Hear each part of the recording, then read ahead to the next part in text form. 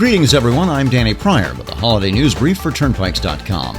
Florida has opened a new exit and, by extension, pardon the pun, a new segment of the Suncoast Parkway, otherwise known as State Road 589. That new exit opened about 3 miles of new expressway in the Lecanto area and those living along Citrus County Road 486. The Florida Department of Transportation announced the opening last week, which comes nearly 16 months ahead of schedule. The Suncoast Parkway runs north and south north of the Tampa metro area, connecting the south end with the Veterans Expressway and Tampa International Airport.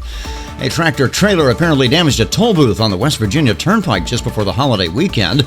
According to media reports, a tractor-trailer traveling a high rate of speed entered Toll Plaza C late last week between Dry Branch and Chelyan, hit the plaza, catching fire as it exited the plaza lane.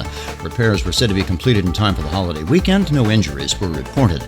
The Delaware River Joint Toll Bridge Commission celebrated an anniversary over the holiday weekend, the 90th anniversary of the Congressional Act that affirmed the interstate agreements creating the Delaware River Joint Toll Bridge Commission. It was August 30th. That fell in the middle of a Labor Day holiday this year.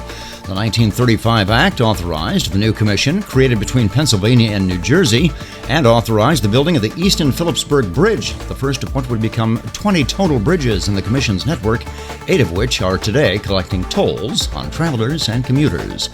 Speaking of 90th anniversaries, New York has announced the Rip Van Winkle 90th Anniversary Motorcade, and the New York State Bridge Authority has put out a public call for anyone with vintage cars to contact them to join the motorcade. The Rip Van Winkle Bridge in the Hudson Valley opened in the summer of 1935. The 90th Anniversary Motorcade will be happening on September 20th.